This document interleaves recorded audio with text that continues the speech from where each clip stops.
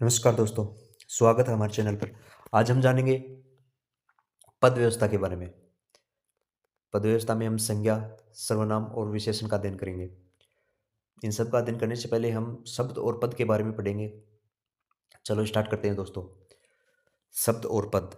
शब्द भाषा की सबसे छोटी अर्थवान इकाई होती है, अर्थात भाषा की वह न्यूनतम इकाई जिसका कोई ना कोई अर्थ निकलता है वह शब्द कहलाता है। जैसे बगीचा, फूल, खिलना, ये तीन अलग अलग स्वतंत्र शब्द हैं जिनका कोई ना कोई अर्थ निकलता है, और ये शब्द व्याकरणिक नियम के अनुसार वाक्य में प्रयुक्त होकर पद बनाते हैं। जैसे बगीचे में फूल खिलते हैं, यानी कि हम कह सकते हैं कि अर्थवान शब्द ही वाक्य में प्रयुक्त होकर कोई पद बनाते हैं। अतः दोस्तों, शब्द वर्णों के सार्थक समूह को कहते हैं। ये स्वतंत्र होते हैं। जब शब्द वाक्य में प्रयुक्त हो जाते हैं तो पद कहलाते हैं। पद के भेद।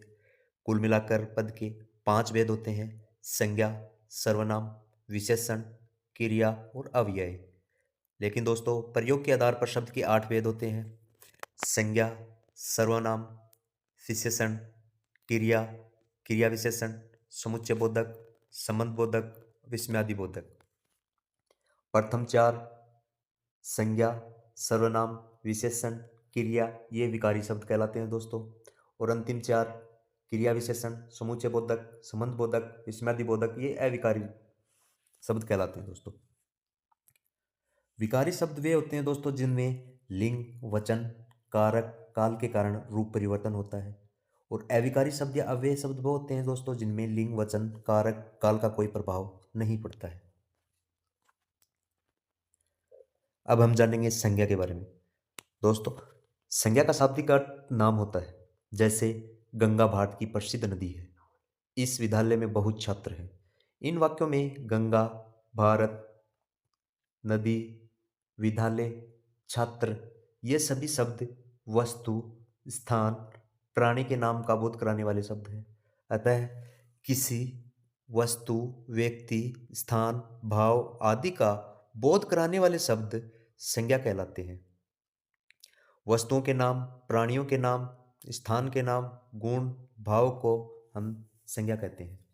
संज्ञा के भेद। दोस्तों, संज्ञा के 3 भेद होते हैं: जातिवाचक संज्ञा, व्यक्तिवाचक संज्ञा और भाववाचक संज्ञा। इनका हम विस्तार अध्ययन करेंगे। सबसे पहले जातिवाचक संज्ञा।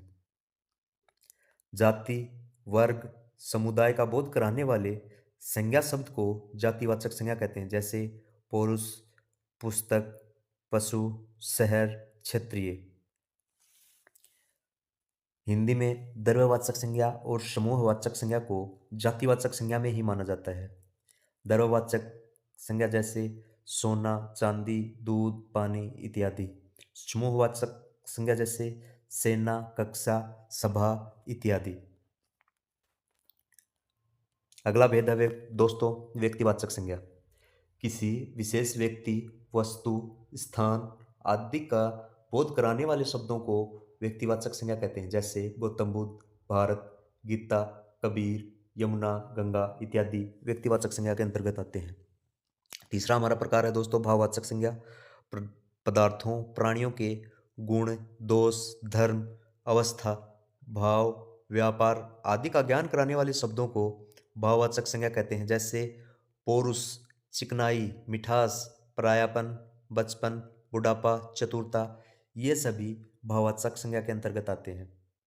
अतः हम कह सकते हैं दोस्तों, संज्ञा पद के बाद ने, को, से, के लिए, में, पर आदि प्रसंगों या कारक चिन्हों का प्रयोग हो सकता है। जैसे राम ने, राम को, कर्ण से, फल के लिए आदि। इस प्रकार संज्ञा के साथ प्रसंगों का प्रयोग किया जा सकता है।